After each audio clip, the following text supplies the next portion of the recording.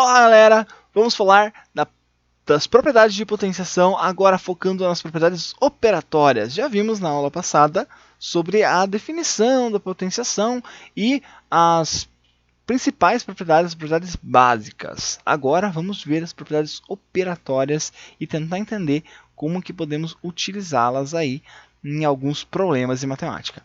Então, vamos lá. Para começar, a primeira propriedade, como ela diz, uma propriedade operatória, então além da potência temos alguma outra operação acontecendo. Neste caso, temos uma multiplicação. E aí perceba que a propriedade 1, ela se refere a uma multiplicação entre duas potências que têm a mesma base, ou seja, A e A elevado a M e A elevado a N. Quando isso ocorrer, a gente pode simplesmente deixar uma única base. Então veja que tinha dois A's aqui, eu deixei um A só. E aí, no expoente desta nossa base, a gente soma os expoentes das duas outras. Então eu tinha AM vezes AN, eu fico com A elevado a M mais N. Vamos ver alguns exemplos para vocês entenderem.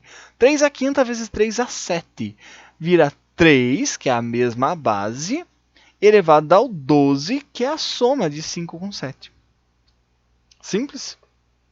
2 à décima vezes 2 à quinta é igual ao 2, que é a mesma base que eu já tinha nos dois, elevado a 15, que é a soma do 10 com 5. 75 ao quadrado vezes 75 ao cubo, 75 à quinta, mantenho a mesma base, 75, e o 5, que é o resultado de 2 mais 3. Então, podemos fazer isso com qualquer bases que estejam sendo multiplicadas, desde que a base seja a mesma. Se não for a mesma base, se fosse, sei lá, 3 à quinta vezes 10 à sétima, aí eu já não poderia fazer a mesma coisa, já não caberia essa propriedade, tem que ser a mesma base. Aí eu preciso poder repetir esta base lá no final. Tá? Se não for a mesma base, eu não vou ter o que repetir. Então pense nisso. Se aqui fosse 3 e aqui fosse 6, 3 vezes 6, eu não ia poder colocar uma única base repetindo aqui. Aí não caberia a soma do expoente, teria que ser feita alguma outra coisa. Ok? Para demonstrar essa propriedade, a gente pode fazer uma coisa bem simples, como A elevado ao cubo vezes A quinta. O A elevado ao cubo seria A vezes A 3 vezes, e o A quinta seria o A vezes A 5 vezes. Mas eles já têm uma multiplicação entre eles. E aí perceba que nesta forma de escrever, eu consigo perceber uma multiplicação sucessiva de 8As. Por quê? Eu tenho 3 mais 5As ao todo, me dando 8. E é por isso que a gente soma, que eu tenho 3 mais 5. Bem simples, não? A segunda propriedade, ela também traz aí uma outra operação além da potência, que é a divisão. Então, se eu tenho uma divisão de duas potências que estejam na mesma base, de novo aqui eu tenho o A como base nos dois, eu posso deixar uma base só, que é o A, só que no expoente eu vou subtrair os expoentes. Isso é meio lógico, porque se você pensar que na primeira, na multiplicação, eu somei os expoentes, na divisão, que é o contrário da multiplicação, eu vou subtrair, que é o contrário de somar. Então vejam como funcionam essas propriedades. 3 à décima sobre 3 à quarta, 3 à sexta. Ou seja, mantive o mesmo 3, só que no expoente fiz 10 menos 4. 5 elevado a 20 sobre 5 à sétima, mantive o 5, 20 menos 7 dá 13. 80 elevado a quarta sobre 80 elevado a 1, mantenho o 80 e faço 4 menos 1, que dá 3. Útil, não? Pois bem, uma demonstração informal disso poderia ser dessa maneira aqui. A elevado a quinta sobre A elevado ao quadrado. E veja só, A quinta é o A multiplicado por si mesmo 5 vezes. E o A quadrado é o A vezes A 2 vezes. E aí, o que podemos fazer aqui? Como temos uma multiplicação e a fração é, em essência, uma divisão, e a multiplicação e divisão são contrárias uma da outra. Eu posso cancelar os As de baixo com os As de cima. Só que eu só posso fazer isso com 2, né? Já que eu só tenho 2 aqui embaixo. O que acontece na prática é que eu tinha 5 As em cima e eu subtraí os 2 que tinham embaixo, já que eu cortei. Então, eu tinha 5 menos 2, que vai me apontar aí um A elevado ao cubo. Por isso que eu subtraio. Bom, a terceira propriedade de potência, ela na verdade traz 2 vezes a potência. Então é uma operação da potência sendo realizada com ela mesma de novo. Então olha lá, uma potência de potência. O A está elevado a m dentro do parênteses e o parênteses está sendo elevado a outra potência n. Quando isso acontecer, basta que você multiplique esses dois expoentes e está tudo certo, está tudo resolvido. Então, alguns exemplos: 2 a quinta elevado a 3 é 2 elevado a 5 vezes 3, que é 15. 4 elevado a 20 e elevado a 11 é 4 elevado a 220, que é o 20 vezes 11. 43 elevado a 3 e elevado a 4. 43 elevado a 12, que é 3 vezes 4.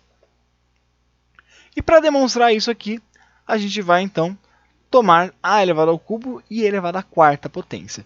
Primeiramente, como temos um parênteses aí, a ordem, né, de precedência me indica que eu primeiramente resolva o parênteses, o a quarta no caso, né, ou elevado à quarta. Para fazer alguma coisa elevada à quarta potência, basicamente eu faço essa coisa vezes ela mesma 4 vezes, que é o que eu fiz aqui. A ao cubo vezes a ao cubo vezes a ao cubo vezes a ao cubo. E aí, se você parar para olhar, isso aqui recai na primeira propriedade da multiplicação. Já que lá na propriedade dizia que em multiplicação de mesma base, eu posso escrever uma única base e somar os expoentes, como eu fiz aqui. Então, todos esses A's aqui viram um A só, e no expoente eu fico com 3 mais 3 mais 3 mais 3. Só que 3 mais 3 mais 3 mais 3 é a mesma coisa que 3 vezes 4, porque é 3, 4 vezes somado. Tá? E aí, basicamente, ele recai lá na propriedade, demonstrando a propriedade 3, que é o que eu estou mostrando ali. Simples? Nossa quarta propriedade, ela é a primeira que traz 2 bases diferentes. Agora eu tenho A e eu tenho B. Só que aqui, o que vai ter de similar é o expoente. São 2 bases diferentes, mas o expoente é o mesmo. Então, eu tenho AP e B elevado a P.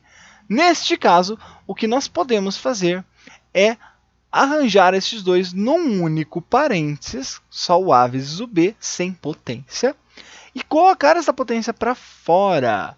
Desta maneira, eu posso indicar que a multiplicação dessas duas potências é basicamente a potência da multiplicação das bases. Então vejamos alguns exemplos para entender melhor. 5 elevado a 7 vezes 3 elevado a 7 dá 15 elevado a sétima potência. Porque eu estou basicamente mantendo aqui o mesmo expoente, o 7, e multiplicando aí somente as bases, 5 vezes 3. 10 elevado ao quadrado vezes 3 elevado ao quadrado vezes 8 ao quadrado. Todo mundo está com 1 elevado ao quadrado. Então eu vou manter esse expoente elevado ao quadrado e vou multiplicar as bases, 10 por 3 por 8, que dá 240. 7 elevado a 200 vezes 2 elevado a 200 vai me dar 7 vezes 2 dá 200.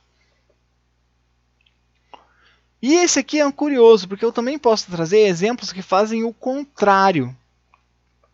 Um parênteses elevado a uma potência que, por algum motivo, eu desejo quebrar em uma multiplicação de 2 bases. Tá? As duas coisas são úteis. Dependendo do tipo de exercício que eu estou fazendo, ou o problema que eu estou tentando resolver, eu vou precisar fazer uma coisa ou a outra. E às vezes, gente, eu vou precisar fazer as duas coisas no mesmo problema. Em uma parte do problema eu vou ter que fazer assim, juntando numa única coisa, e na outra parte do problema eu vou ter que fazer assim, separando. Tá? E é bem importante saber fazer as duas coisas. Então, tem uma multiplicação, num parênteses, elevado a uma potência, eu posso quebrar esta potência, fazendo o que a gente pode chamar de distributiva da potência em relação à multiplicação. Então, eu ficaria com 2 a décima e 5 a décima. Tá? Que eu peguei cada termo da multiplicação aqui e coloquei o 10 como expoente. Então, no caso de álgebra, também podemos fazer isso, já que 3x é o mesmo que 3 vezes x. E nesse caso, eu poderia fazer 3 ao quadrado e x ao quadrado. Isso aqui seria como uma notação científica. Tenho 5 vezes 10 ao cubo, elevado à sexta potência. E olha só, eu posso pegar o 5 elevado à sexta e o 10 ao cubo elevado à sexta também. Tá? Perceba que posteriormente eu posso ainda aplicar nesta nessa última base aqui, a terceira propriedade, já que eu posso fazer o 3 vezes o 6. Para mostrar essa propriedade, podemos fazer assim. A quarta vezes B a quarta é o mesmo que A vezes A 4 vezes, e B vezes B vezes B 4 vezes. E aí existe uma propriedade da multiplicação que me diz que eu posso mudar a ordem da multiplicação que não altera o produto. Né? Isso chama-se propriedade comutativa da multiplicação. E nessa alteração, eu poderia juntar parzinhos como A com esse primeiro A com esse primeiro B, o segundo A com o segundo B, o terceiro A com o terceiro B, o quarto A com o quarto B. Tá? Como é tudo multiplicação, eu posso só ficar permutando até ficar nessa combinaçãozinha aqui. E olha só, A vezes B, A vezes B, A vezes B, A vezes B. Eu consegui fazer 4 parzinhos de A vezes B. Como eu tenho exatamente 4 parzinhos, então isso é basicamente o A vezes B elevado à quarta potência. Então perceba que isto aqui veio disso. Olha só, A quarta vezes B a quarta, eu fiz o A vezes o B, a multiplicação das bases, elevado a um expoente só, que é o mesmo 4, mantendo o expoente sempre. A quinta propriedade é muito parecida com a quarta. Também temos aí duas bases diferentes, só que com o mesmo expoente. E aí, de novo, eu vou manter o mesmo expoente e dividir as bases. Então, alguns exemplos. 50 à oitava sobre 5 elevado a 8.